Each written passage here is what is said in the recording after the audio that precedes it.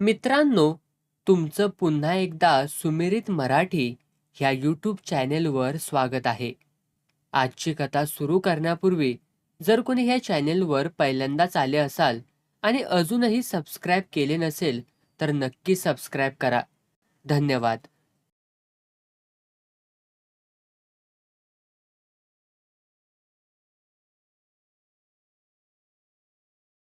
नरसुबामन पानंदीतून वर उगवताना दिसला तसा तातू गांगणाचा चेहरा दिनवाना बनला. घाईघाईने त्याने चोपड्या मिटल्या, दौतीत झाकण लावलं आणि वसुलीस येणाऱ्याच्या समोर बसावे तसा बापुडा चेहरा करून तो बसला. नरसू काळपट पंचाने घाम पुसत तातूच्या खळ्यात आला. हातातली घुंगूर लावलेली काठी त्याने उगीच जोर जोराने वाजवली. किलकिल्या डोळ्यांनी सगळे आवार न्याहाळून घेतले आणि 2 पायऱ्या चढून तो तातूच्या घरात आला.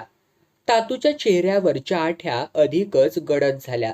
मान अधिक खाली गेली आणि ढास लागल्यासारखी त्याची छाती वर खाली हलू लागली. तातू शेट, नरसू मुद्दामच जोराने ओरडला. तातूने न बोलता बाकड्याकडे बोट दाखवलं. काय रे, आज मुक्याचे व्रत? नाही बा. मग बोलाय काय झालं? माणसाने कसे घडाघडा बोलावे पोपटासारखे? तातूची मान हल्ली. बरोबर अशा अर्थाने. बाकी कितीशी आहे? बघायला हवी रे, बस तर खरा. अहो, बघ आधी बाकी देणे किती आहे ते बघ. व्यवहार आधी पाहायचा, मग आहो आणि फिहो. तातू आत तोंड करून बोलला. अगो नरसू बामन आलाय. अंतूस सांग, एक शहाळे फोड म्हणावे. बामन ना तो, आमच्याकडले काय एक खायचा नाही तो. तातू, तू जरी नक्कल केलीस तरी खरे ते खरेच. तुझ्याकडे काही एक खायची मानता नाही. बरे ते जाऊन दे. बाकी सांगतो की रे, गेल्या 3 महिन्यांत 200 आणि 10 रुपये, वर 5 आणे. पण ते 5 आणे सोडून देतो. 210 रुपये. ते आणे कशाला सोडतोस? त्याने माझी दळिद्री जाणार नाही रे. गेल्या महिन्यात केळ्यांचे घड पाठवले होते, ते वजा केलेस का तू? 200 सुपारी पाठवली होती, ती वजा केलीस का? नाही बा, ते लक्षातच नाही राहिले बघ. कसे राहील रे? मतलबाचे तेवढेच तुझ्या लक्षात असणार. 30 रुपये सुपाऱ्यांचे नि केळ्याच्या घडांचे 30. ते वजा करून हे उरलेले घे आणि नोंद कर पोहोच झाली म्हणून. नाहीतर माझ्या बोडक्यावर आणि 4 महिन्यांनी बसवशील तू. नाही रे बा, ही बघ करतो नोंद तुझ्या समक्षच. बास, ते शहाळे घे आता. हितेच खातोस की घरी? घरी. हिते घशाखाली उतरणार नाही आणि ती तिकडे वाट बघत असेल माझी. होय. तातू, नारळाचा भाव काय रे हल्ली? का बा? नव्हे रे, घरी पडून आहेत 200. घेणार असलास तर पाठवून देईन. 8 आण्यानं घेईन. मग मी ते तुला देण्यापरीस नदीत वाहून टाकीन रे. रुपया देत असलास तर बघ देतो पाठवून. 12 आण्यानं घेईन, पण जास्त नाही. केव्हा पाठवतोय संतूस? दुपारी. काकू काय म्हणतायत? तूच शिव्या घालते. हा? मी काय केले?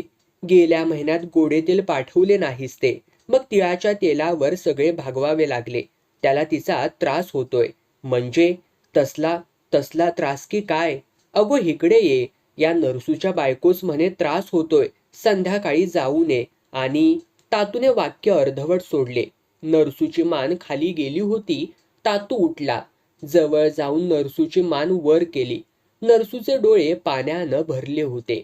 तातू त्याच्या शेजारी बसला आणि नरसूने त्याच्या खांद्यावरती डोके टेकले. तो मुसमुसून रडू लागला. तातूला काय करावे तेच कळेना. तो तसाच त्याला थोपटत राहिला. तातूची बायको डोळ्याला पदर लावीत आत गेली. खूप वेळाने नरसूने मान वर केली. डोळ्यांतले पाणी पापण्यांवरती साकळले होते. दुपारी अंतूस पाठव. रागावलास का रे नरसू? नाही रे, तुझ्यावरती मी कशाला रे रागावू? माझ्याच प्राक्तनात नाही, कुणावर कशाच रागवायचे? हे सगळे आमचेच भोग, आम्हीच भोगतोय. चुकून बोललो, सोडून दे. जातो मी. आज खरे तर दुकानात येणार होतो, पण तुझे दुकान नेमके आज बंद म्हणून हितवर आलो. बोलता बोलता पायऱ्या उतरून नरसू पाठी वळला, पानंदीकडे. तातू गांगण त्याच्या पाठून आला, पार पानंद संपेपर्यंत. नरसू, जा आता तू. माझ्या मनास काही एक लागलेले नाही. तुझी ही थट्टा मी माझ्या बायकोस सांगणार नाही मग तर झाले. तसे नव्हे रे. माझे मन आता खात राहील. काय तरी मनास लावून घेऊ नकोस रे. मात्र एक कर. चेष्टेत तू बायकोस पाठवतोस म्हणालायस ते मात्र पाठवू नको. करशील का रे एवढे? हा, नाहीतर मग माझ्या घरात रडारड परत सुरू होईल. नाही पाठवीत बरे, पण येत जा असाच कधी मधी. पुढचे ऐकेपर्यंत नरसू थांबलाच नाही. तीरासारखा सरसरत तो पायवाटेला लागला. नरसूच्या पाठून गेलेला तातू पाठी वळला. त्याला स्वतःच्या वाह्यात तोंडाची चीड आली. कारण नसताना ओढून ताडून केलेली चेष्टा नरसूच्या जिव्हारी लागली. त्याचे दुःख जखमेवरची खपली. दृष्टपणाने कुणी काढावी तसे भळभळले. तो दृष्ट आपणच याचे त्याला वैषम्य वाटले. तो मान खाली घालून घरात आला. हिशोबाच्या लाल चोपड्या पुढ्यात ओढल्या, पण त्याकडे आकडे अक्षरे काहीच दिसत नव्हते. त्याने चोपड्या पुढे ढकलल्या आणि कानात पेन्सिल घालून पाठ भिंतीला टेकली. त्याचा चेहरा पुन्हा अकारण बापुडा झाला. नरसूसारख्या देवमाणसाला इतके दुःख देवाने का दिले याचे त्याला केव्हाचे कोडे पडले होते. कानातली पेन्सिल बाहेर काढून तो जमिनीवरती उगीचच रेघोट्या ओढीत बसला. समोर 160 रुपयांच्या नोटा पडल्या होत्या. त्या उचलाव्यात, फडताळात नाही तर पेटीच्या खणात ठेवाव्यात असेही त्याला वाटत नव्हते. नजरेसमोर पाण्याने डोळे भरलेला नरसू दिसत होता. जिव्हारी घाव बसवणारी चेष्टा, प्राक्तन आणि भोग म्हणून सोडून देणारा नरसू त्याला दिसत होता. बायको शहाळे हवे म्हणून हिते त्यातले पाणी न पिता घरी नेण्याची धडपड करणारा नरसू त्याला दिसत होता. शहाळ्याची त्याला आठवण झाली तशी तातूच्या लक्षात आले. नरसू शहाळे विसरून गेला. त्याला पुन्हा प्रश्न पडला, विसरून गेला की मुद्दामच विसरला? मुद्दामच. तातू घाईघाईने उठला. शहाळे उचलल्याने अंतूच्या नावाने हाका घालीत तो पाठी आला. तंबाखू मळणारा अंतू पटकन उठला. हे शहाळे बामणाकडे नेऊन दे आणि तो देईल ते नारळ घेऊन ये. लगेच, वेळ काढू नकोस. अंतूने मान डोलावली आणि प्रायश्चित्त घेतल्यासारखी मनाची समजूत घालून उत्साहाने तो पुढच्या पडवीत आला. चोपड्या पुढे ओढल्या आणि तेरजा मारू लागला. उन्हात चमकणारा संगमेश्वराचा कळस दिसला तसा नरसू थांबला. कळस तसा 10 कोसांवरूनही दिसत असे, पण इतका वेळ नरसूची नजर वर नव्हती म्हणून तो त्याला दिसला नव्हता. थांबल्या जागेवरून त्याने हात जोडले आणि देवळाच्या दिशेने तो चालू लागला. दीपमाळेचा चौथरा नजरेच्या टप्प्यात आला. त्याला हायसे वाटले. प्राजक्ताच्या झाडाची गार सावली दीपमाळेच्या चौथऱ्यावरती पसरली होती. उन्हांत निर्माल्यवत झालेली फुले आणि पाने त्याने पंचाने झाडून टाकली आणि देवाकडे तोंड करून त्या गार सावलीत तो विसावला. सगळा गाव आता नजरेच्या कवेत येत होता. आसमंताला निळी शिलाई चढली होती. दूर डोंगरात कुठेतरी पावरीची धून ऐकू येत होती. नरसूच्या डाव्या हाताच्या वाडीत नेहमीप्रमाणे भांडणे चालली होती. त्याचा कलकलाट हितवरती ऐकू येत होता. पाठच्या बाजूच्या डोंगरात दरीत दारवेची भट्टी धुमसत होती. उजव्या हाताने खळाळणारा पर्या नुसता आवाज करीत धावत होता. पाणी अगदी थोडेसे होते. अगदी पार पलीकडे खालच्या अंगास विस्तीर्ण पात्र उराशी घेऊन नदी धावत होती. गावाची वेस त्या नदी पल्याडच्या 2 फरलांगावरच्या फणशीच्या रानाला आतल्या बाजूला टाळून वळसा घालून गेली होती. संगमेश्वराच्या डोंगरावरून ते सगळे दृश्य एखाद्या रांगोळीसारखे दिसत होते. नुकत्याच घातलेल्या हिरवट काळपट सारवणावरच्या रांगोळीसारखे. घाम झिरला तसा नरसू उठला. संगमेश्वराला तिथूनच हात जोडले आणि ओवरीतून पाठी आला. अजून एक डोंगर उतरून जायचे होते. एक डोंगर उतरला की पायथ्याशी घर. घराची आठवण झाली तसा तो बावरला. पावले सावकाश पडू लागली. तातू गांगणाचे बोलणे आता खुपू लागले. डोके हलवून त्याने ते विसरायचा यत्न केला, पण चिवट गोमाशीसारखा तो विचार त्याचा पिच्छेस बसला होता. सगळे काही ठाऊक असूनही तातूने चेष्टा का म्हणून करावी? निदान त्याने तरी ती नको होती करायला. तो एवढा जीवश्य कंठक्ष. नरसू विचारात भरकटला. आजकाल हे असेच होत होते. म्हणजे भरकटणे, डोक्यात काहीतरी विचार यायचा. तो पूर्ण व्हायच्या आतच दुसरा उपटायचा. मग सगळ्यांची सरमिसळ, खिचडी हेच आजकाल होत होते. कशात काही सुसंगती नव्हती. आजकाल म्हटले तरी गेली कित्येक वर्षे. वयाच्या 30व्या वर्षापासून विशेषतः लग्नानंतर 10-12 वर्षांनी निश्चितच. डोक्यातले विचार आणि गोंधळ 50शी गाठल्यानंतरही कायम होते. डोंगर संपत आला. खालच्या अंगाला नरसूचे अंगण पसरले होते. संगमेश्वराजवळच्या पर्याचे पाणी धरण बांधून वळवून त्याने हा आगराचा डोलारा उभा केला होता. नरसूचे आगर असे नाव लोकांनीच पाडले होते. केळी, पोफळी आणि नारळी नेमानं पाणी खाणाऱ्या या प्रकारांची नरसूला विलक्षण आवड होती. दिवसचे दिवस यातच जात असत. मान वर करायला त्याला फुरसत नसे. म्हणून तर गावातल्या इतर कोणापेक्षाही या आगरातले उत्पन्न भरपूर होते. पण त्याचे कौतुक गावाला नव्हते. नरसूचे आगर या शब्दात त्याच्या कष्टांची संभावना व्हायची.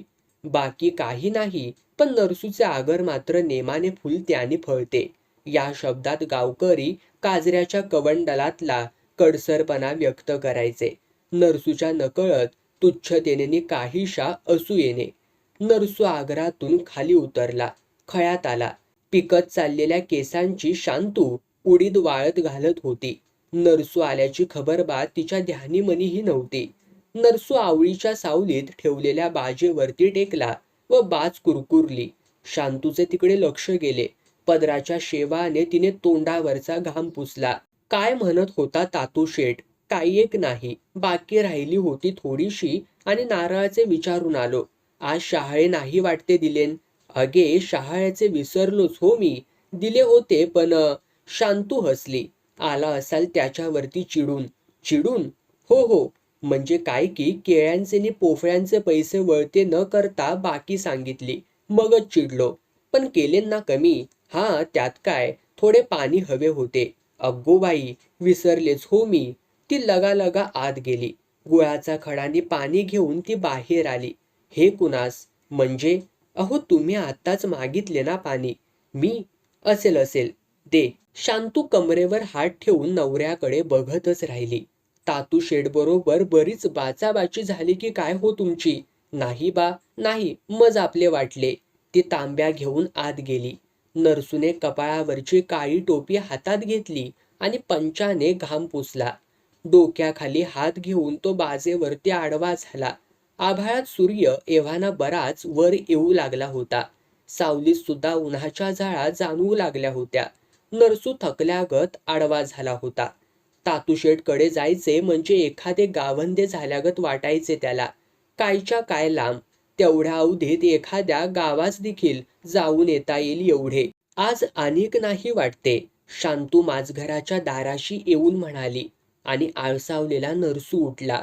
ते चुकून कसे हो चालेल. मग झोपलाच से. जरा कंटाळा आला. थकल्यागत वाटलं. वय झाले ना. वय तर झालेच पण आता ही दगदग नाही हो झेपत. मी म्हणते एवढी दगदग कशाच करून घेता. झेपेल तेवढेच करायचे. जगायास हवे ना, मग करायलाच हवे. बोलता बोलता तो पाठी गेला. नानी घरामध्ये चूल धगधगत होती. वरचा हंडा काळा कुट्ट झाला होता. धुरकट वास सगळ्या नानीमध्ये भरून राहिला होता. शांतूने अंग पुसायचा पंचा दांडीवरती आणून ठेवला. आता देवतार्चन झालं की जेवून झोपा हो. आणि कलमांकडे कोण बघेल? माझा बापूस. नरसू एकदम तिरसटला. शांतूच्या डोळ्यामध्ये खळकन पाणी उभे राहिले. पदर तोंडात धरून ती स्वयंपाकघरामध्ये गेली. स्वयंपाकघरातल्या चुलीतही धूरच धूर झाला होता. डोळे पुसत पुसत ती बाहेर आली. तापलेल्या उन्हाकडे बघत ती बसली. आवळीची सावली आता विरविरच झाली होती. तिने आवळीकडे पाहिलं. लग्न व्हायच्या आधी नरसूने ते रोप लावले होते आवळे मिळण्यासाठी. लग्नानंतरच्या चेष्टेच्या चोरट्या दिवसात ही गंमत त्याने तिला सांगितली होती. गेल्या काही वर्षांपासून आवळे धरायलाही लागले होते. पण आवळे, चिंचा हे सगळं बघून तिच्या तोंडाला पाणी मात्र कधी सुटलेच नाही. त्याच्यावरती वासना कधी गेलीच नाही. माती, राखुंडी कधी खावीशी वाटलीच नाही. आवळीच्या फांद्या मात्र बेसुमार वाढत गेल्या आणि खत पाणी मिळाल्यासारख्या जोम धरीत होत्या. त्या फांदीच्या पानागणिक आवळा धरायचा. दर हंगामात पान थोडे वाटावे असा आणि पडून जायचा. केरवारे करताना तिची कंबर पार मोडून जायची. सकाळी उठल्यावरती आवळ्यांचा पेर पडलेला दिसला की तिला गलबलून यायचे. दिवसभर आवळे तिच्या भोवती फेर धरून असायचे. तिच्या कितीदा तरी मनात यायचे, हे झाड तोडून टाका म्हणून सांगावे. पण त्या झाडावर नरसूचा लोभ होता आणि शांतू नरसूवरती जीव लावून होती. ती त्याच्यासाठी जगत होती. गेली कित्येक वर्षे त्याचे अगणित श्वास तिने उराउरी जपले होते. नरसूला हे सगळे दिसत होते, पण केव्हा तरी उद्विग्नता यायची. तो शांतूवरती खेकसायचा आणि शांतूला अवघे जिने असह्य व्हायचे. हातांचा रेटा जमिनीला देत शांतू उठली. स्वयंपाकघरातला जाळ कमी झाला होता. नरसूची आंघोळ आटोपली होती. जानवे दोन्ही अंगठ्यांमध्ये धरून कमरेभोवती फिरवत तो आतमध्ये आला आणि देव्हाऱ्याजवळ जाऊन बसला. केवढा तरी देव्हारा होता. देवही खूप होते. 3 ताम्हणं भरून नुसते शाळीग्राम होते. पंचायतने होती. 15-20 मूर्ती होत्या. भिंतीला वेगवेगळ्या देवांचे, बुवांचे, महाराजांचे फोटो होते. देवपूजेत 2-2.5 तास सहजगत्या जात असत. त्याने निर्माल्य काढला. देवांनी भरलेला देव्हारा तो डोळे भरून पाहू लागला. एकटक नजरेमुळे लहान आकाराचे देव सुद्धा त्याला केवढे तरी अजस्त्र भासू लागले. त्याने भारलेल्या स्थितीत हात जोडले आणि डोळे मिटून घेतले. तरीही काळे कुळकुळीत शाळीग्राम त्याच्या नजरेसमोरून जाईच नात. आपापल्या परीने हलत मूर्ती त्याच्यावरती चाल करून येत असल्यासारखे त्याला वाटले. लंगड्या बाळकृष्णाची मूर्ती त्याच्या मिटलेल्या डोळ्यांसमोर आली तसा तो दचकला. झटकन त्याचे डोळे उघडले. देव तेथेच होते. मग भासचक्रात तो बावरून गेला. त्याच अविश्वासाच्या नजरेने त्याने लंगड्या बाळकृष्णाच्या इवल्याशा मूर्तीकडे पाहिलं. बाळकृष्ण अजूनही हसताना दिसत होता. नरसूने ती मूर्ती उचलली आणि आवेगाने कुरवाळली. मुठीमध्ये घट्ट पकडली. पुढच्याच क्षणाला मूठ सैल झाली. इवल्याशा बाळकृष्णाचे लंगडे गोजीरवाणे रुपडे मोहक होते खरे, पण ती मूर्ती होती. त्याने ती पुनश्च आसनावरती ठेवली. ओलसर फडक्याने डोळे टिपले आणि रोजच्या सवयीने तो पूजेला लागला. तोंडातून सवयीने मंत्र निष्ठत होते. हात यंत्रवत चालले होते. स्वयंपाकघरातल्या चुलीवरच्या भाताला कड आला होता. तातू शेठ किर्र तिन्ही सांजेच आला म्हणून नरसूला थोडे आश्चर्यच वाटले. तातू आपले घर आणि दुकान याखेरीज अन्यत्र न पाहणारा. असा अवेळी अचानक दारात उभा बघून नरसूच्या भुवया कमालीच्या उंचावल्या. नरसूस न विचारताच तो घरातल्या झोपाळ्यावरती येऊन बसला. खुनेनेच पाणी मागितले. ओटीवरच्या कोनाड्यातले त्याने पाणी दिले आणि ओझ्याखाली वाकलेल्या अंतूस बघितल्यावर तातू का आला याचा त्याला उलगडा झाला. अंतूच्या डोक्यावर महिन्यांपूर्वी नेलेले नरसूकडचे नारळ होते. ओटीवरती नारळ उतरल्यावरती वाकलेला अंतू सरळ झाला आणि दरवाजाजवळच्या जमिनीवरती बसला. काय तातू, किती खपले? एकही नाही. हा? होय, तुझ्याकडला एकही नारळ खपला नाही रे. म्हणजे गावात एवढा नारळांचा सुकाळ आला? सुकाळ? नरशा किती रे तू साधा? सुकाळ कसला होतोय? दळिद्र लागले म्हण गावाला दळिद्र. मज नाही समजले. ते समजले तर तू हाय खाशील हाय. एवढा कच्चा नाहीये मी. ते जाऊन देत. यातले 10 नारळ मी विकत घेतलेत माझ्यासाठी आणि बाकीचे परत आणलेत. अरे पण का? आता काय सांगू तूच? जरा बाहेर येतोस? नको, ही तेच सांग काय सांगायचे ते. नरसू बामणाकडले नारळ देवकार्यासाठीच काय, पण अन्य कुठल्याही कार्यास चालणारे नाहीत. काय? असे गावकरी म्हणतात हो. गेला महिनाभर हर तऱ्हेने यत्न केला विकायचा, पण जमले नाही. गेल्या महिन्याभरात गावाला नारळांची पंचायत होती. मिळत नव्हते. बारसे, ओटी भरणे, पूजा नि अशा अनेक कामांची गर्दी होती. नारळांची गरज होती. पण माझ्याकडला एक देखील नारळ खपला नाही. जो तो विचारायचा, हे नारळ नरसूकडले ना? मग नकोत आम्हाला. हसून साजरे करू नकोस नरसू. हसू नको तर काय करू? अरे एवढ्या तेवढ्याने तू नाराज का होतोस? नाही खपले तर नाही. मी त्या नारळाचे लोणचे घालीन, नाहीतर भरीत करीन, नाहीतर बसून खाईन. नारळ खपले नाहीत म्हणून तू काळजी करू नकोस रे. अजिबात नको. बरे, सुके खोबरे खपते की नाही? हा. मग तातू आता एक लक्षात ठेव. पुढच्या महिन्यात तुझ्याकडे केरळचे सुके खोबरे येईल आणि आत्ताच सांगतो, गावकरी ते नावाजून खातील. केरळचे खोबरे? तातू किती रे तू साधा. हे नारळ मी वाळवणार, ते तुझ्याकडेच आणणार केरळचे म्हणून. फक्त ते कुठले त्याचा पत्ता तू लागू द्यायचा नाहीस. निरे अंत्या, यातला एक शब्द जरी बाहेर गेला तरी. नाही बा, मी कशाच बोलू खय. तुमचा आपला शानपणाचा बोलणं मी ऐकताव, पण सांगणार नाही कोणास, अजिबात नाही. आले लक्षात? नरसू, मी अंतूस रात्रीचा पाठवीन, तो विश्वासू आहे. काही एक काळजी करू नकोस तू. पण तू रागीजलास तर नाही ना रे? नाही रे, तुझ्यावरती कशास रागावू. फकस्त नारळांची गोष्ट मला खटकली. नारळांनी गावकऱ्यांचे काय बिघडवले? तो निसर्ग, श्रीफळ ते. बिचाऱ्या श्रीफळास माझ्यामुळे अपमान पत्करावा लागला. नरसू, ते हे तुझे बोलणे मला कळत नाही. पण हे खरे की गावकरी बारीक सारीक गोष्टीमध्ये तुझ्या बाबतीत बाऊ करतात. निष्कारण तेढ धरतात. धरू देत बिचारे. पण एक लक्षात ठेव, हा तातू गांगण तुझ्या पाठी उभा आहे. काही एक काळजी करू नकोस. निसर्गापुढे इलाज नसतो, पण हातातल्या कितीतरी गोष्टी आपण सांभाळू शकतो. मी माझ्या परीने तुला सांभाळीन. जाऊ का आम्ही? रात्र आता चढत चालले. हा. नरसूने त्याला निरोप दिला आणि कंदील घेऊन वर आग्रापर्यंत पोचवायला गेला. नरसू, पाठून हाक आली तशी मागे फिरणारा नरसू थबकला. अंधारातून चाचपडत तातू नरसू जवळ आला. अंतू कंदील घेऊन दूर उभा होता. नरसू, जरा थांब. काय झालं रे? त्याने काळजीच्या आवाजात विचारलं. नरसू, तू आता म्हातारा झालायस. गावातल्या अनेकांची अंडी पिल्ली तुला ठाऊक आहेत. तू सांभाळून राहा. तातूने नरसूलाच ऐकू जाईल एवढ्या हळू आवाजामध्ये सांगितले. का रे? का ते मला ठाऊक नाही, पण सांगतो ते ऐक. काय झाले तरी काय?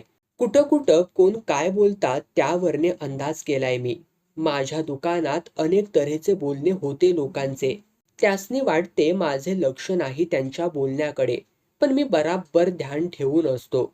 पण गावकऱ्यांची अंडी पिल्ली ठाऊक असून मज त्याचा काय उपयोग? मी ना कुणाच्या आद्यात ना मध्यात.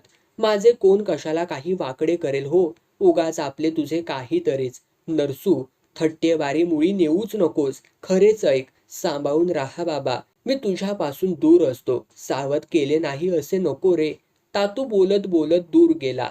हलणाऱ्या कंदिलाच्या क्षीण प्रकाशात दोन आकृत्या डोंगर चढताना दिसत होत्या. नरसू आगर उतरून खाली आला. दाराशी शांतू वाट बघत होती. मज वाटले तातू शेटाच घरी पोचवाया गेलात. हा, त्याची काय गरज नाही. तो समर्थ आहे. तेवढी कोयती दे अडणीतली. काय करताय? हे नारळ फोडतोय. आत गोटे चांगलेच तयार झाले असतील. उद्यापासने ते वाळव. आणि चांगले वाळले की त्यास खोबरेलाचा हात पूस. तुकतुकीत कर. म्हणजे गावकऱ्यांच्या गळी उतरवणार तर प्रश्नच नाही. एवढा नारळ फुकट घालवू की काय हो? आणि खाऊन खाऊन कितीसा संपविणार? शांतूने कोयती आणून दिली. त्या रात्री बराच वेळ नंतर नारळ फुटत होते. घामेजलेला नरसू तहान भूक विसरला होता नि पेंगुळलेली शांतू घरात वाढून ठेवलेल्या गारढून अन्नाकडे बघत भिंतीशी बसली होती. गावातल्या बऱ्याच लोकांची अंडी पिल्ली तुला ठाऊक आहेत. जरा सांभाळून राहा. तातूचे बोलणे मध्यरात्र उलटून गेली तरी नरसूच्या कानामध्ये बराच वेळ घुमत होते. का म्हणावे त्याने तसे? अंतूला दूर ठेवून एवढे हे सांगावेसे त्याला का वाटले? आणि अंडी पिल्ली म्हणावीत असे आपल्याजवळ आहे तरी काय? त्याने कूस बदलली. काहीतरीच बोलतोस तातू. तातू म्हणजे ना? नेहमीप्रमाणे त्याच्या मनातल्या विचारांनी गोते खाल्ले. नेहमीप्रमाणे आपण कुठचा विचार करीत होतो हे तो मुळी विसरलाच. त्याने पुन्हा कूस बदलली आणि क्षणार्धात ओटीवरती घोरण्याचा आवाज घुमू लागला. शांतूने कंदील बारीक केला नि भिंतीचा आधार घेत ती ओटीवरती आली. नरसू डाराडूर झोपला होता. ती त्याच्या अंथरुणावरती बसली. बसल्या बसल्या पांघरून सरळ करून त्याच्या अंगावरती घातले. दोन्ही हातांनी स्वतःच्या पायांना मिठी मारून ती उकिडवी बसली. हनुवटी गुडघ्यावर ठेवून दूर अंधारात नजरेने वेध घेत राहिली. शांतू दररोज रात्री अशी अंथरुणाजवळ येऊन बसते हे नरसूला मुळी ठाऊकच नव्हते. ते एकट्या शांतूलाच फक्त माहीत होते. एकट्या शांतूलाच असे नव्हे तर अंथरुणाला, कंदिलाला, भिंतीला, साऱ्यांना ते ठाऊक होते. मध्यरात्रीच्या सुमारास नरसू शांत चित्ताने घोरू लागायचा आणि तितकाच वेळ जागी असणारी शांतू माझघरातून ओटीवरती यायची. माझघरात एकटीने झोपायला तिला एकटीला भीती वाटायची. काळा कुट्ट अंधार अंगावरती चालून यायचा. मनात विचारांचे कल्लोळ असायचे. रातकिड्यांच्या कर्कश किर्रेला जोड असायची नरसूच्या घोरण्याची. ती अगदी मनोमन भ्यायची. पण हे सांगायचे कुणाला? ज्याला सांगायचे तो तर झोपलेला, अन्य काही आधार नाही. आणि झोप तर अशी खवीस मुळी यायचीच नाही, वाट बघून सुद्धा. आयुष्यात अशी वाट बघायची सवय शांतूला करून घ्यावी लागली होती. अगदी झोपेसारख्या क्षुल्लक गोष्टीची सुद्धा.